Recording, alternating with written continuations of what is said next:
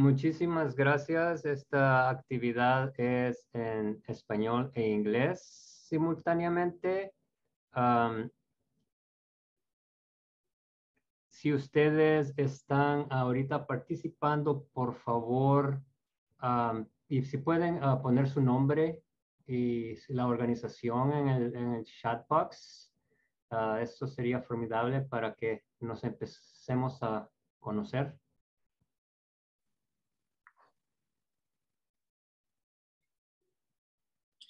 Vamos a comenzar en un par de minutos, solo vamos a permitir que otros tengan el tiempo para ingresar.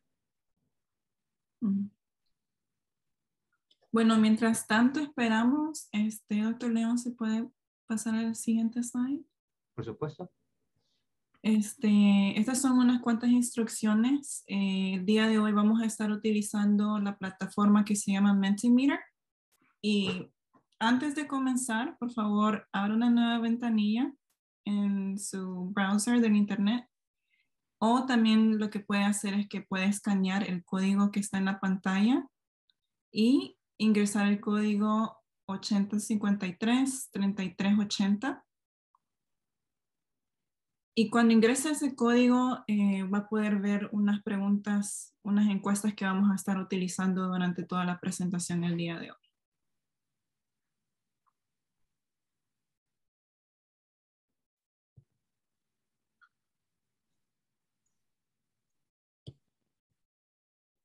Okay, and then if you're joining us in English, before we begin, please open a new separate window, or you can use your phone to scan the code that we have on the screen, and then go to menti.com and enter the code 9815-7790. And basically, you're going to have access to some of the polling questions that we're going to be using throughout the session today.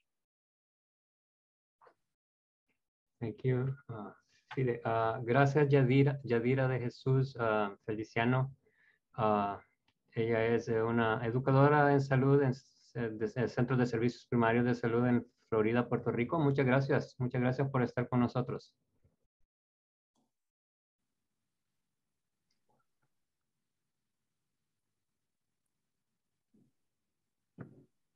Vamos a dar un minuto más, solamente para esperar si tenemos algún otro participante. De lo contrario, pues vamos a ingresar. Tenemos mucha información que compartir con todos ustedes y es un tema muy importante para todos nosotros, en especial para todos aquellos que trabajan en el área de emergencias y que ayudan a las poblaciones a las cuales les dan salud primaria y atención primaria.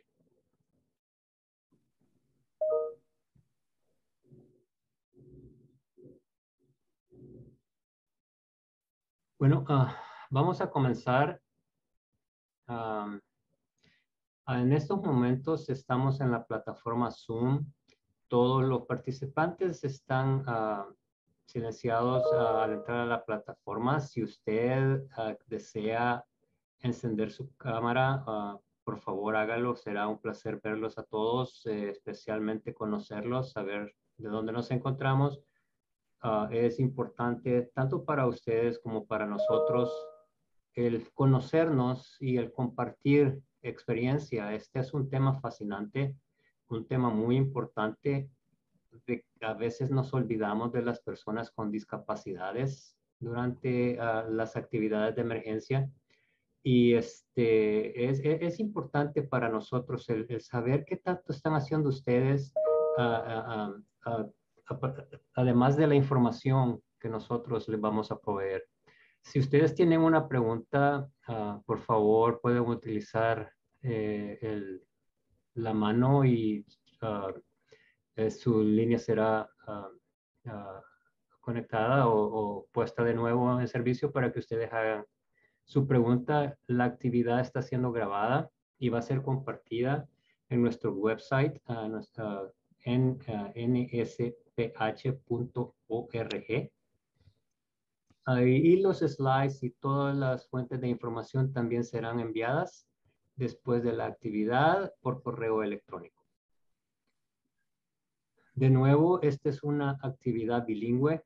Si usted quiere atender esta actividad en inglés, Lilia Cisneros está haciendo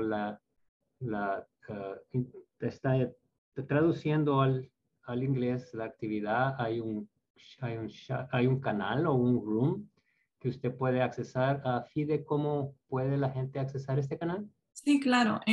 En la parte de abajo de su ventanilla de Zoom tiene unos iconos y lo que básicamente es que hay uno que dice interpretación o interpretation. Le da clic ahí y si quiere escuchar la presentación en inglés, le aprieta donde dice inglés y también asegúrese que ponga la opción que dice mute original audio para que pueda escuchar la presentación en inglés sin interrupciones. Muchas gracias, Fide. Y esta actividad es del National Center for Health and Public Housing, NCHPH por sus siglas en inglés, y es patrocinado por HRSA, el Departamento de Salud y Servicios Humanos de los Estados Unidos. La información que usted va a escuchar es de los autores y no representa necesariamente los puntos de vista oficiales ni de HRSA, ni del Departamento de Salud, ni del gobierno de los Estados Unidos. Antes de que comencemos, esta actividad consta de 4 sesiones, la cual vamos a hacer una cada semana. Para nuestra segunda actividad tenemos a una persona que es experta en el tema, que ha trabajado para FEMA por muchos años, haciendo las regulaciones y recomendaciones y las políticas de atención a las personas con discapacidades. Es importante un recordatorio acerca de los centros de salud. Existen aproximadamente 1,375 centros de salud en los Estados Unidos.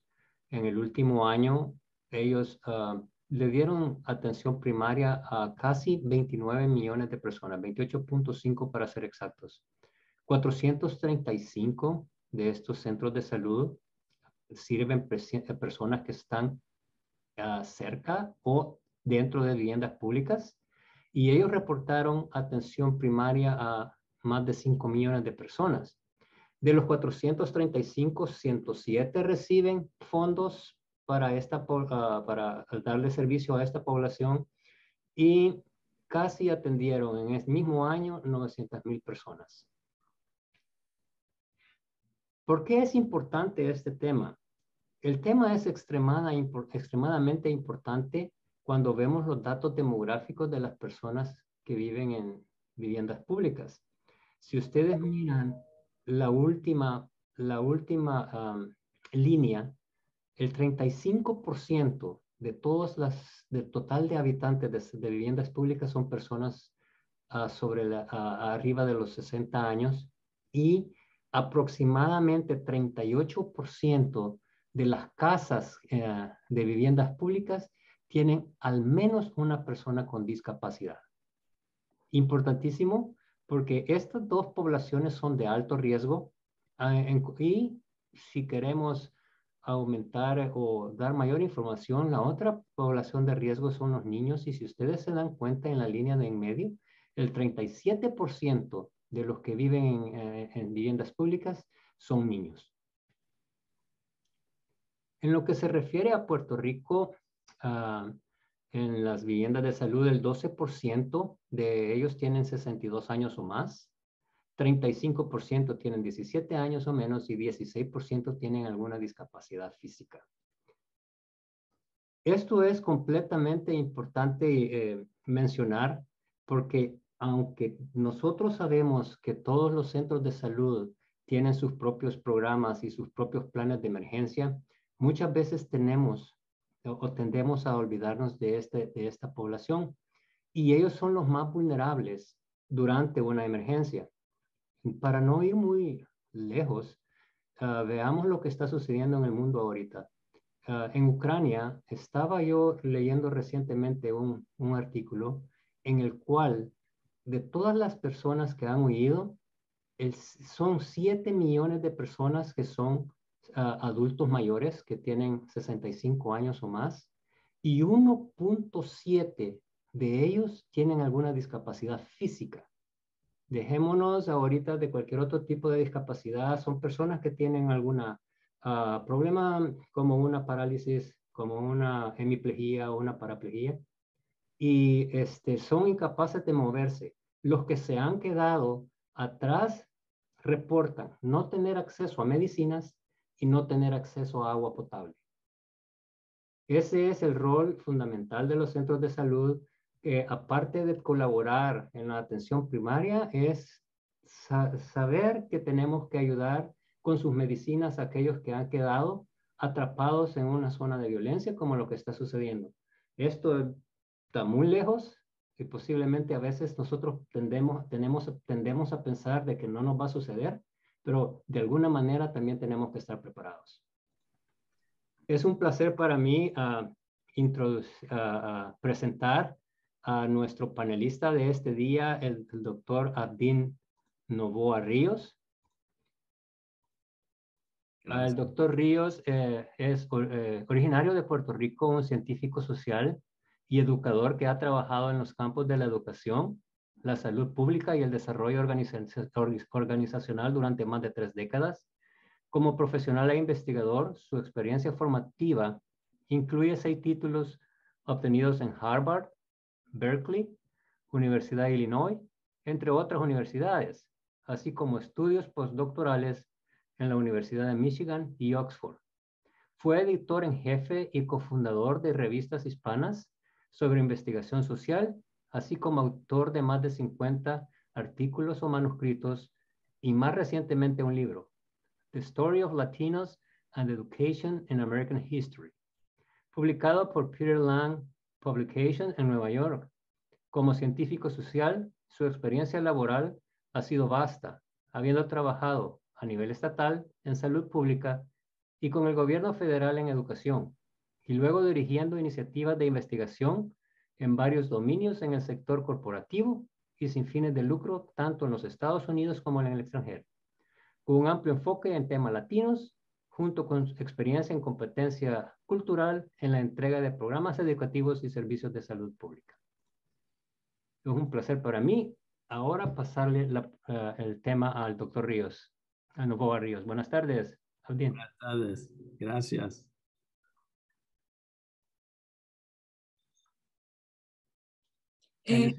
¿Puede ver mi... Sí, todavía no podemos ver sus diapositivas. Ok, No perdón. Vamos de nuevo.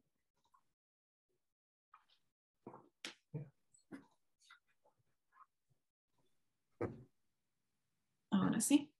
Ahora sí. Gracias, doctor León. Los objetivos del seminario web hoy en día son 4. Básicamente, comprender qué es lo que se entiende por discapacitación en conjunto con planificación de emergencias y sus parámetros. Segundo, conocer sobre estrategias para personas con discapacidad y necesidades funcionales en la planificación de emergencias. Tercero, repasar estrategias de emergencia para estas personas. Y cuarto, aprender sobre arreglos que cubren necesidades médicas y de salud para estas personas. Ahora, importante definir emergencia y discapacidad. La emergencia se define como cualquier evento que inflige daños a la propiedad o a las personas. Por ejemplo, condiciones que amenazan gravemente su seguridad. La discapacidad se refiere a personas que están severamente limitados en su capacidad para funcionar adecuadamente, especialmente durante emergencias, cuando es muy probable que necesiten asistencia externa. Ahora, notas sobre discapacidad y las emergencias. La discapacidad nos afecta a todos, directamente o indirectamente. Todos también somos susceptibles a la discapacidad, ya sea a corto o largo plazo. Y aproximadamente 1 de cada 4 adultos en Estados Unidos viven con una discapacidad, como también otros 3 millones de niños. Ahora, la discapacidad está aumentando anualmente a través de todo el país, como también en Puerto Rico. También las emergencias y los desastres naturales están en aumento en Estados Unidos, como también en Puerto Rico. Así que la interacción de las discapacidades y las emergencias es un tema de creciente importancia y urgencia, ya que ambas condiciones están aumentando rápidamente. Este es el futuro.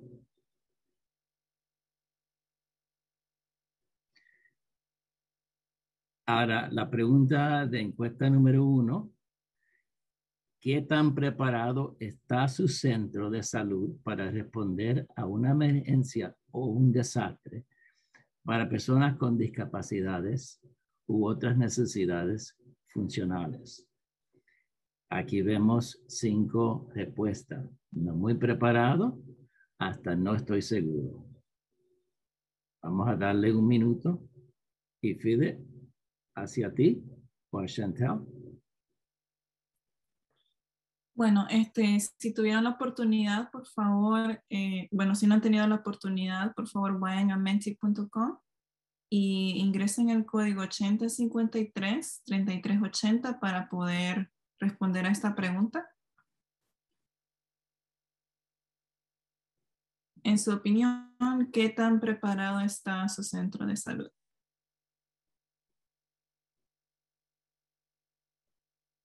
Ok. Tenemos una persona que respondió y dice que está algo preparado. ¿Listo? Dr. Leon, you may want to share your screen again. ¿Hay alguna respuesta en inglés? Chantal, do you have any responses in English? No, I do not have any responses in English. Okay, thank you, Chantal.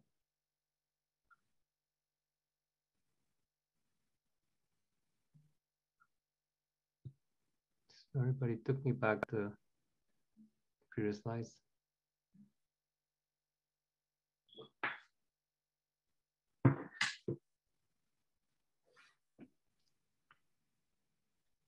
Ahora, en términos de disparidades de salud que afectan a personas discapacitadas, son básicamente 4.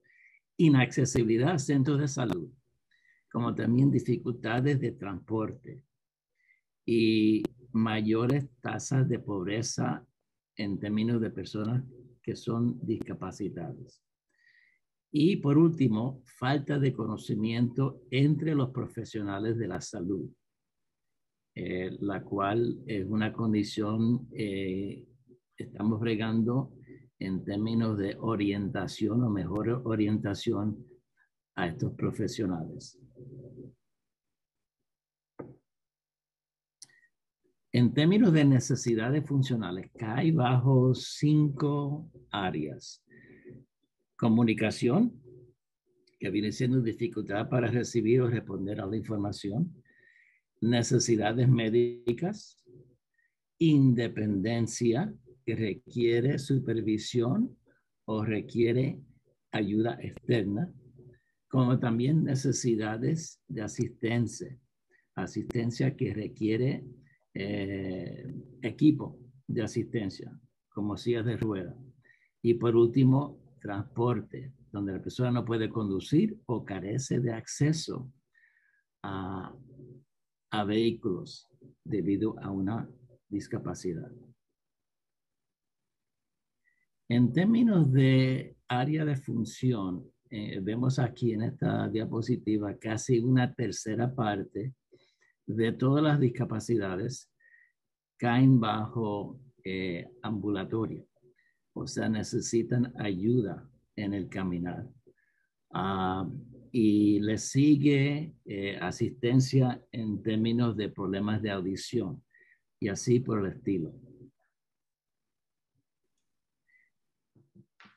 Por categoría tipos de discapacidad cae bajo la misma serie que vimos en la diapositiva anterior, casi una tercera parte ambulatorio y casi el 30% de problemas de audición y también así por el estilo. Así, estas son dos categorías en términos de los porcentajes de personas con discapacidad y sus funciones.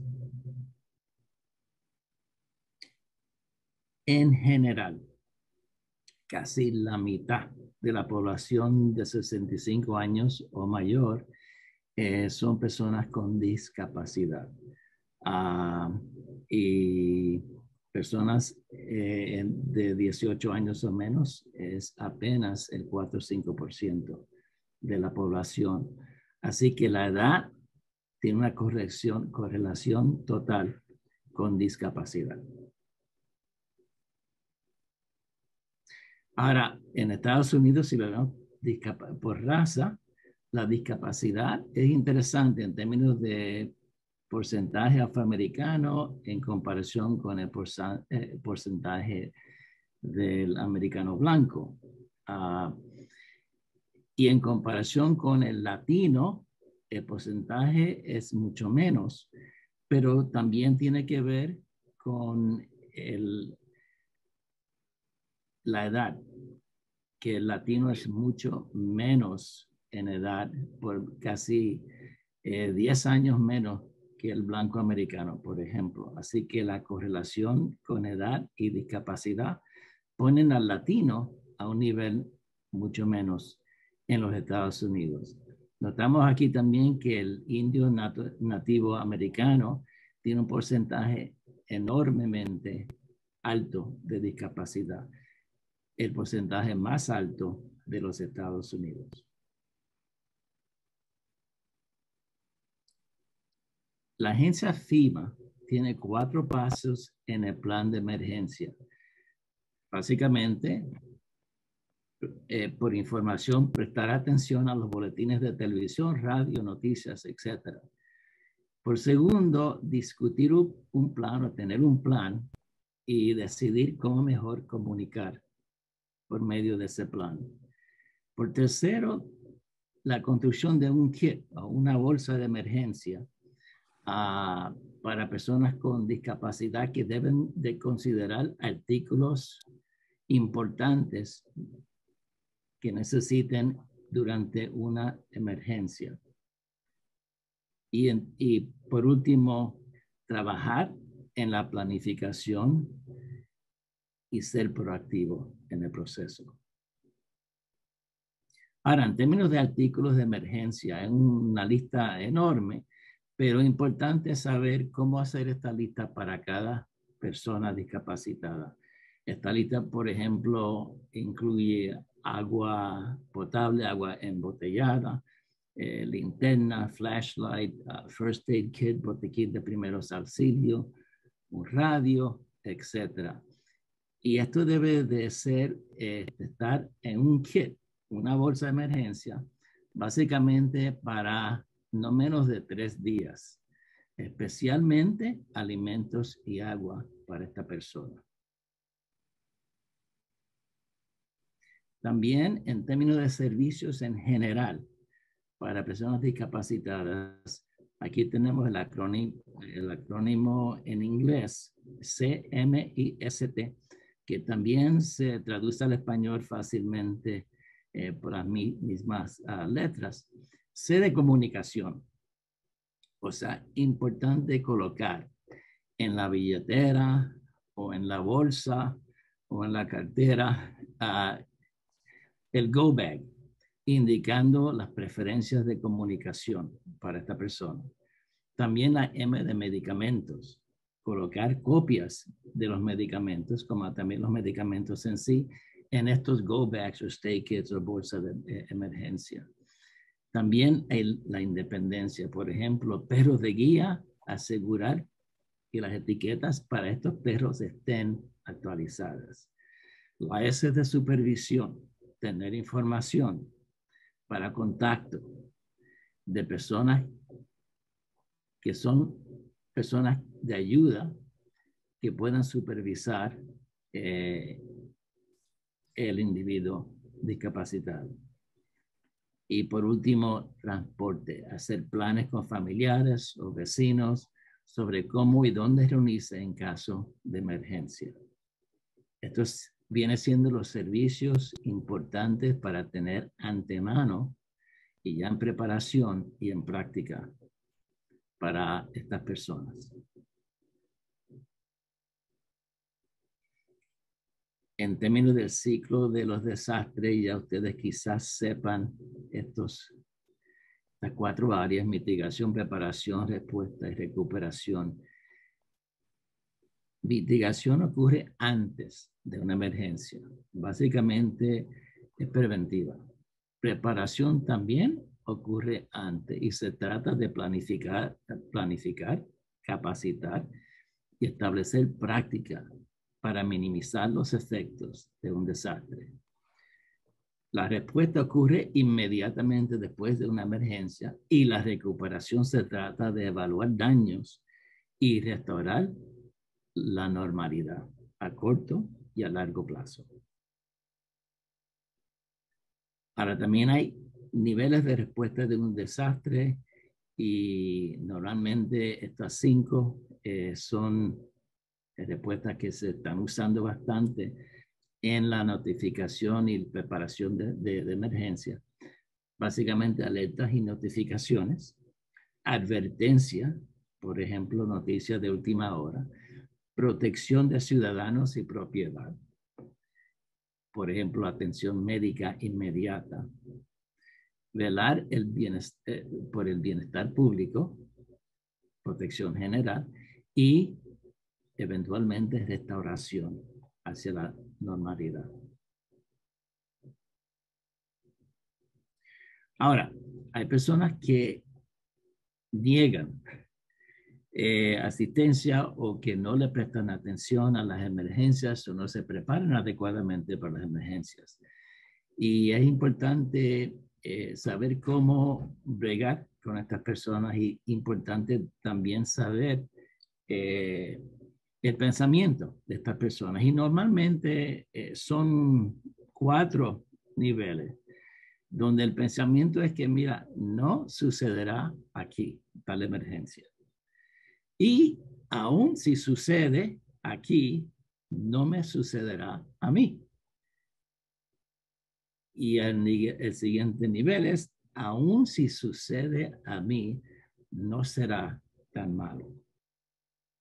Y por fin, aún si es tan malo, no hay nada que podría haber hecho para evitarlo. Falso, falso, falso y falso. Es importante entender que algunas personas toman este pensamiento o así se ven, y así lo piensan, y es importante bregar con ellos para convencerlo que es importante tomar precaución adecuada. Ahora, esta gráfica es un poco compleja y combina la vulnerabilidad y factores sociales. O sea, los factores sociales aumentan el nivel de vulnerabilidad. Y esto se llama índices de vulnerabilidad o por sus siglas en inglés, SVI. Social Vulnerability Index. Y cae bajo 4 etapas. Como lo ven aquí, estatus socioeconómico, composición del hogar y tipo de discapacidad. En Estados Unidos, el estatus minoritario o el no poder conversar bien o entender bien el idioma inglés. Y por último, tipo de vivienda y transporte. Y aquí ven ejemplos para cada una de estas condiciones. Importante saber que los factores sociales, de nuevo, aumentan la vulnerabilidad del discapacitado. Para planificación de desastres para centros de salud, es importante que la planificación de emergencias se debe desarrollar en colaboración con socios comunitarios. El manejo de emergencias y su preparación es un proceso complejo y debe ser evaluado a menudo. Muchas veces no lo es. Y si los centros de salud no pueden desempeñar un papel central en la comunidad, deben participar en conjunto con socios para la capacitación del personal de orientación de servicios especiales. Dada la necesidad de clasificar y transportar a personas con discapacidad, tanto el acceso como el seguimiento de los registros es una actividad muy importante. Y el almacenamiento de datos fuera de la agencia debe ser parte de la planificación de desastre para cada centro de salud. Ahora, las reglas del proceso son simples. Cuando trabajamos con personas discapacitadas, primero, no se debe planificar para personas con discapacidades. Se debe planificar con ellos en conjunto. Y por segundo, estas personas representan el recurso más valioso al planificar el manejo de emergencias. Siguiente. Aquí tenemos una segunda pregunta de la encuesta. La pregunta número 2. ¿Qué tan amplios son los materiales y recursos de su centro de salud relacionados con la planificación de emergencias para personas con discapacidades y otras necesidades funcionales? Entre para nada hasta no estoy seguro. Favor de completar, le damos un minuto.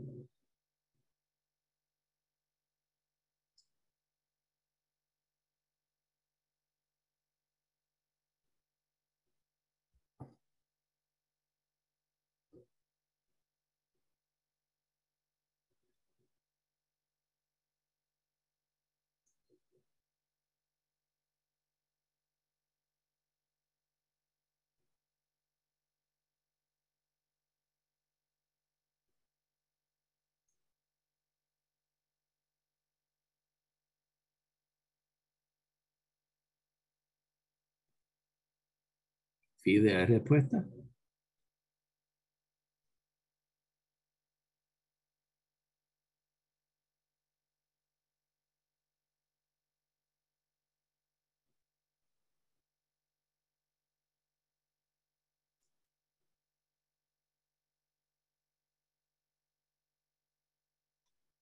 You're muted. Ay, disculpe, sorry. Sí, una persona dijo una buena cantidad. Ok. Esa es la única respuesta.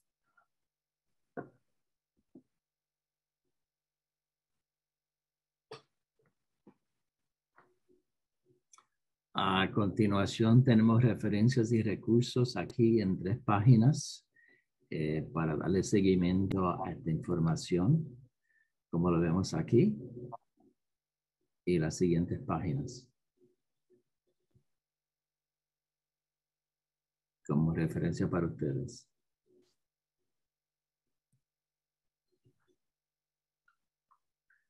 Ahora vamos a entrar en salas de aprendizaje por medio de 2 preguntas claves. Y déjame leer las 2 preguntas. Primero, si tuviera que especificar una área en la cual más información es necesaria sobre la planificación de emergencias y personas con discapacidades, ¿cuál sería? Y segundo, si tuviera que describir en una oración el logro más importante de su organización relacionado con la planificación de emergencias para personas con discapacidades, ¿qué diría en esa oración? Ahora vamos a tomar feedback si tenemos suficientes personas para abrir 2 salones o lo hacemos en un salón nada más. Creo que es mejor hacerlo en un salón. ¿Ok? Estoy de acuerdo, Fide. Un momento, solamente voy a compartir de nuevo el slide con las preguntas. Mientras tanto, si usted tiene alguna pregunta, si usted quisiera saber más acerca de lo que se ha expuesto, por favor, déjenoslo saber. Es completamente importante para nosotros oír acerca de su experiencia. Ustedes son los que están en las comunidades, realmente son los que saben cuáles son las necesidades. En lo que se refiere al manejo de emergencias, nosotros para preparar esta actividad hablamos con con algunos centros de salud, así como algunas asociaciones de salud primaria. Y se obtuvo información pero muy interesante, como por ejemplo, cómo hacen algunos centros de salud para identificar a las personas con discapacidades. Tuvimos información acerca de registros, acerca de trabajos con las agencias de viviendas públicas, el uso de los récords electrónicos, que es bien importante. Y mediante eso, identificar a estas personas y hacerles saber sobre qué están proveyendo como centro de salud y qué pueden obtener del centro de salud durante la emergencia. Importantísimo que estas personas con discapacidades no solamente tienen una discapacidad física o cognitiva o tienen algún problema para hablar o entender el inglés dentro de los Estados Unidos. Es importantísimo que, con los centros de salud con los cuales nosotros platicamos, dijeron, por ejemplo, nuestro principal problema es que nosotros tenemos comunidades de todas partes del mundo. Existe un centro de salud en San Diego, California, con el cual nosotros nos comunicamos, en el cual la mayoría de sus pacientes prefieren, un alto porcentaje, prefieren recibir toda la atención que ellos reciben del centro de salud en otro idioma que no sea inglés, porque la población hispana en San Diego es bien, pero bien grande. Sin embargo, ellos también tienen inmigrantes y refugiados de otras partes del mundo, en los cuales su lengua es, por ejemplo, el árabe, o el Arabic. Y entonces ellos tienen que ser conocedores o tienen que trabajar en la comunidad y reclutar CHWs o trabajadores sociales que puedan comunicarse con estas personas en el área clínica, ya sean enfermeras, si es posible médicos, todos aquellos que tienen asistencia a salud mental, que es importantísimo durante una emergencia. Entonces, para nosotros es sumamente importante también el escuchar de ustedes para saber realmente qué hacen ustedes, cómo trabajan con su población. Y si tienen una pregunta o si tienen alguna pregunta o algo que quisieran, por favor, comunicar, ¿verdad? Solo, de nuevo está el icon para que ustedes puedan levantar la mano. La línea va a ser abierta y ustedes puedan hablar con todos nosotros y exponer y darnos su opinión acerca de cómo ustedes trabajan con este tipo de poblaciones. Ok, doctor León, ahorita acaba de entrar alguien que se llama Jaime Santiago, bienvenido. Okay. No sé si podría repetir la pregunta por si acaso él quiere participar.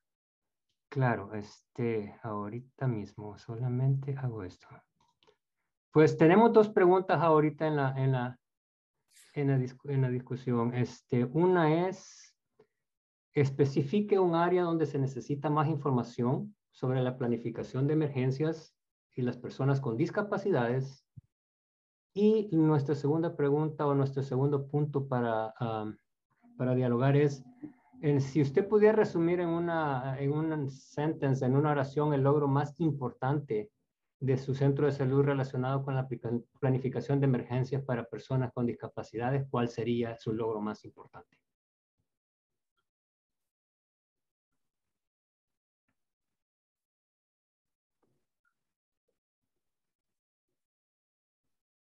Ok, creo que pueden ver de nuevo aquí las preguntas. Estas son las dos preguntas de nuevo. La primera pregunta es, especifique un área donde se necesita más información, o sea, acerca de la planificación de emergencias y las personas con discapacidades. Y la segunda es, resuma en una oración el logro más importante de su organización o centro de salud ah, relacionado con la planificación de emergencias para personas con discapacidades. Recientemente estuvimos participando en una actividad similar a esta, en la cual era con personas también con discapacidad, pero que al mismo tiempo tenían diabetes. Recordemos que las personas con discapacidades no solamente tienen una discapacidad, sino que también pueden tener condiciones crónicas. Y el uso de la insulina, por ejemplo, el manejo de la insulina en estos pacientes, ¿cómo se hace? Hubo problemas, según nos dijeron en Puerto Rico, en unos centros de salud, acerca de que porque la insulina pasó algún tiempo fuera del refrigerador, muchas personas creyeron que la insulina ya no servía y la botaron y la verdad es que una insulina puede pasar, dependiendo del tipo de insulina, hasta varias semanas, ¿verdad? A temperatura ambiente mientras se está administrando. Entonces, esos son los pequeños challenges o problemas que uno tiene cuando trata con este tipo de personas. Muchas veces hay discapacidades en las cuales la persona no entiende las instrucciones. De alguna manera, a mí me gusta también mencionar casos actuales y recientemente escuchamos de un actor que fue diagnosticado con una afasia. Y para los que no saben qué es una afasia, es algunas veces el cerebro no logra interpretar los cues o los señales o los lenguajes que existen fuera, y aunque lo pueda oír y aunque lo pueda escuchar, no entiende realmente, no puede llevar a una acción lo que ha escuchado. Eso es una discapacidad cognitiva que también son cosas que olvidamos. Al inicio hablamos acerca de esto, hablamos acerca de que no solamente la discapacidad es estar en una silla de rueda porque el paciente tuvo un derrame cerebral o el paciente tiene alguna discapacidad motora. También tenemos que recordarnos de aquellos que tienen problemas de lenguaje. Y esto es bien, pero bien importante. Entonces, volviendo a nuestra preguntas, ¿alguien nos pudiera decir o pudiera decir el área donde se necesita más información cuando ustedes planificando o cuando están haciendo sus planes de emergencia para personas con discapacidades, si es que tienen alguno?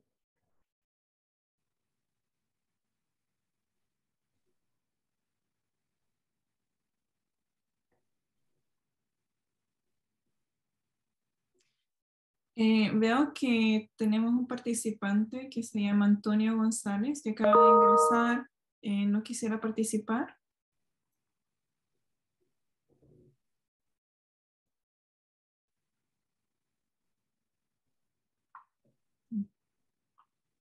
También tenemos a Yaritza Rivera Borges.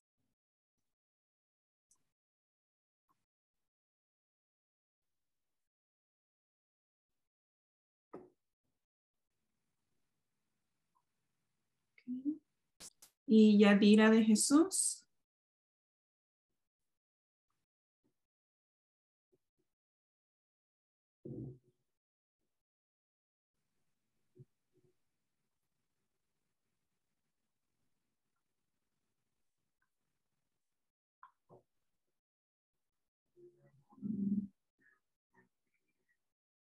Okay. Bueno, yo quisiera iniciar entonces. Podríamos decir que yo como colaborador del Centro Nacional de Salud para Viviendas Públicas, ONCHPH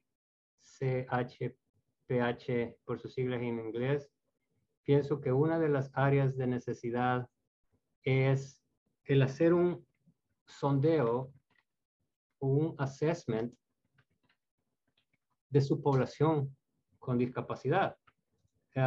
Como dijimos al inicio de nuestra conversación, ¿cómo los identificamos? Hablemos sobre Puerto Rico y aquí el doctor Novoa Ríos me puede ayudar un poco. Doctor, hablamos acerca de todos los desastres naturales a los cuales Puerto Rico puede ser sometido. Y hablamos de terremotos, los cuales no nos dan mucho tiempo para prepararnos realmente. Y también hablamos acerca de huracanes. Uno de los grandes problemas es perdemos la energía eléctrica. Algunas veces el agua se nos contamina. En lo que viene la ayuda, en lo que viene la parte de mitigación, ¿cómo le mandamos el mensaje a la gente? ¿Qué has pasado en Puerto Rico? El assessment, hicimos unos seminarios en serie sobre este tema. Tuvimos a una persona de las viviendas públicas de Puerto Rico y ellos han hecho un assessment, un sondeo de cuáles son sus personas con discapacidades en sus viviendas públicas. Y creo que este sería algo que los centros de salud estarían interesados en saber. ¿Quiénes dentro de estas viviendas públicas con las cuales ellos trabajan necesitarían una atención más orientada a ayudar a las personas con discapacidades? Pero ¿cuál es en Puerto Rico desde el punto de vista desastres naturales, doctor Ríos? Bueno, en términos de huracanes, por ejemplo, lo que ha sido más importante es qué se hace a largo plazo. O sea, que el huracán termina en 1 o 2 días, pero luego toma semanas para reemplazar los servicios. Y durante ese tiempo no siempre hay buena comunicación, como tampoco buenos servicios. Lo cual, lo que estamos hablando aquí más y más en la isla es que se debe de practicar más cómo bregar a largo plazo en términos de desastres. ¿Qué se puede hacer? ¿Qué no se puede hacer? ¿Cómo mejor tener ya la eventualidad de que algo va a pasar a nivel bastante negativo y ofrecer y tener opciones para esa población de cómo mejor servir sus necesidades. Y estamos hablando de áreas a veces rurales, difícil de encontrar, difícil de proveer servicios a largo plazo.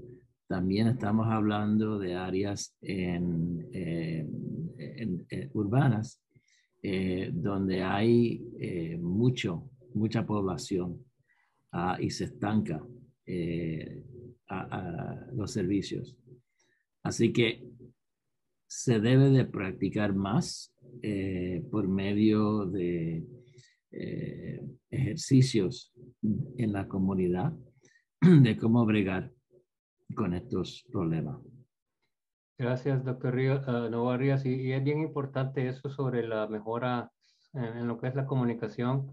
Estuvimos hablando en un seminario acerca de emergencias, de cómo ayudar a personas con diabetes durante las emergencias. Y lo que nos decía uno de los centros de salud en Puerto Rico era el ayudar al paciente, por ejemplo, en lo que se refiere a mejorar la comunicación, a cargar su celular. Algo tan sencillo como no tenemos electricidad, en cuestiones de horas nuestro celular va a perder carga, no importa cuántos mensajes le enviemos nosotros a nuestros pacientes, si el paciente en su teléfono no tiene carga, el teléfono no va a trabajar. Entonces, ¿cómo ellos establecieron un cuarto o un lugar específico donde pacientes podían llegar al centro de salud a cargar su celular porque ellos tenían plantas eléctricas, ¿verdad? Entonces, cuando el paciente llegaba a cargar su celular, también ellos aprovechaban para preguntarle acerca de cuáles eran sus necesidades de salud, si tenían las suficientes medicinas que necesitaban, si tenían lo suficiente como para acceso de agua, de que ellos estaban trabajando con otras organizaciones en la comunidad. Esto de la mejora de la comunicación, o mejorar la comunicación es importantísimo porque, y si nosotros le vamos a enviar un mensaje a un paciente, un text message, y el celular no funciona, no nos podemos comunicar. Debemos de buscar otras formas o ayudar a las personas como hizo este centro de salud.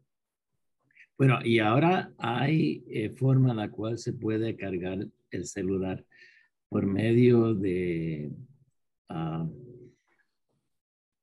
ayuda solar, por medio de equipos que son fácilmente de usar con celulares, donde se puede cargar fácilmente con al sol. Y también hay teléfonos satélites que pueden comunicar bastante ampliamente a través de la isla.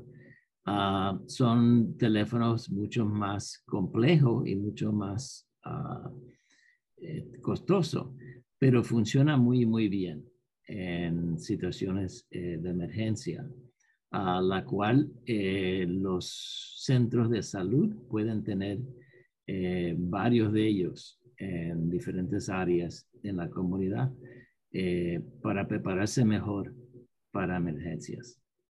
Gracias, doctor Novoa Ríos. Y específicamente ese fue otro de las áreas que los centros de salud en Puerto Rico también mencionaron, en lo que se refiere a mejoras de comunicación.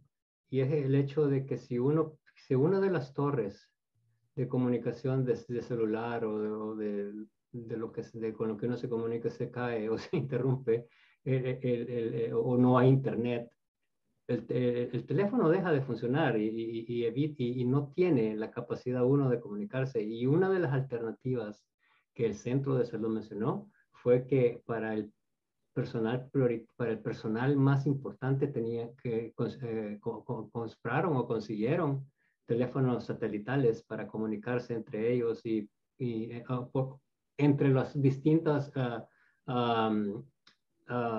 clínicas del mismo centro de salud.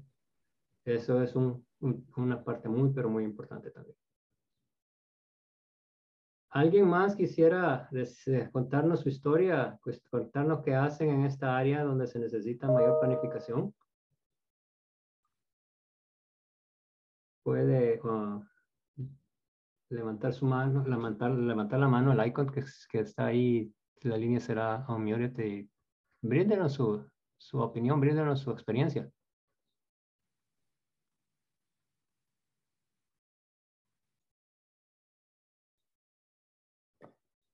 O también está el chat box, si usted quisiera dar su opinión por el chat box, también háganoslo saber si usted no tiene acceso a comunicación verbal en estos momentos. Nos podemos mover a la segunda pregunta si no hay ningún tipo de interacción, y es resuma en veo algo aquí en el chat.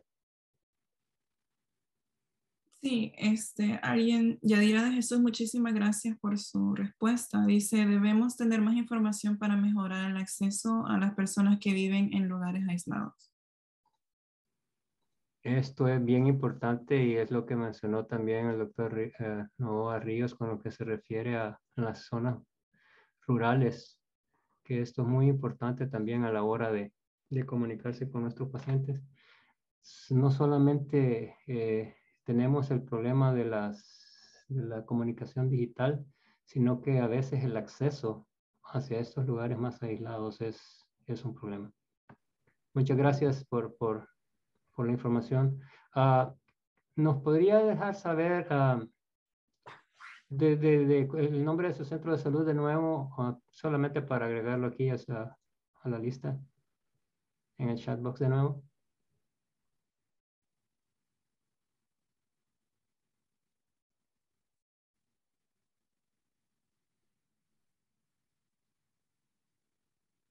Mientras tanto, vamos con la segunda pregunta. Nuestra segunda pregunta es Centro de Servicios de Salud Primaria Inc. en Florida, Puerto Rico. Muchísimas gracias, Yadiel.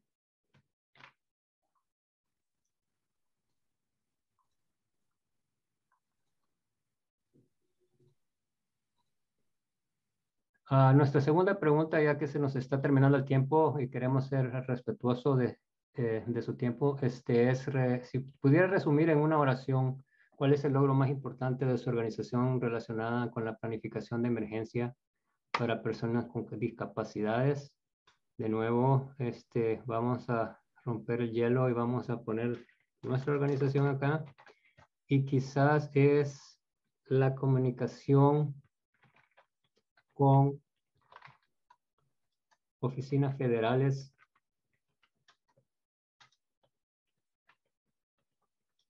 incluyendo FEMA y HUD y HHS para brindar asistencia o entrenamiento a los centros de salud.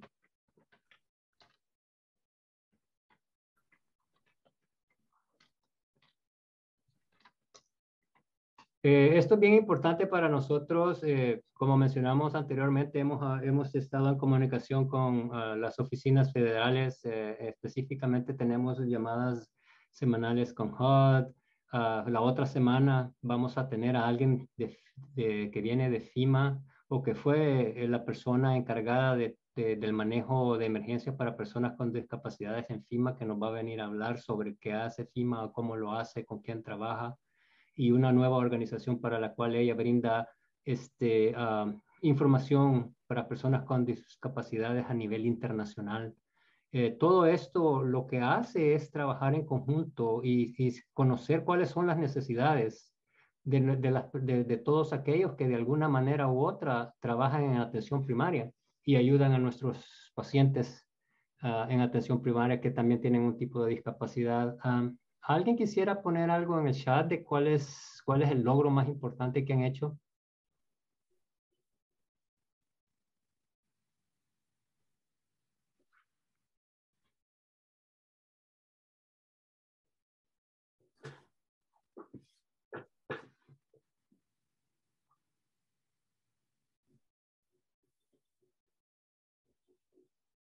Bueno, déjame poner aquí un logro de una organización en el estado de Illinois, donde desarrollaron una red enorme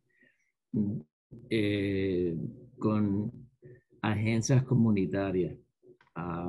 Y esa red se utilizó en 2 ocasiones bajo un tornado para ayudar a comunidades que estaban bastante aisladas de los centros urbanos. Y fue de gran apoyo en 2 ocasiones. Así que es una red básicamente de agencias comunitarias que se organizaron antemano para casos de emergencia, para básicamente apoyar una con el otro durante situaciones dificultosas. Y tal se puede hacer también en Puerto Rico, en comunidades y en los municipios de la isla, a través de la isla. Gracias, doctor Novoa. También otra respuesta de nuestra amiga del Centro de Salud Primaria en Florida, Puerto Rico, es el trabajo organizado entre agencias para trabajar de una forma interagencial en beneficio del paciente. Excelente, excelente. Muchas gracias por compartir. Estamos tope de la hora de nuevo. Un par de notas nada más antes de que terminemos nuestra actividad, y es que hay una encuesta al final. Por favor, si ustedes pueden compartir sus respuestas, es importantísimo para nosotros también oír acerca de ustedes. Un recordatorio acerca de nuestro próximo seminario, que va a ser el 12 de abril a la 1 de la tarde, misma hora que nos hemos reunido. Si usted tiene alguna pregunta, no dude en comunicarse con nosotros. Fide, una pregunta. Tenemos el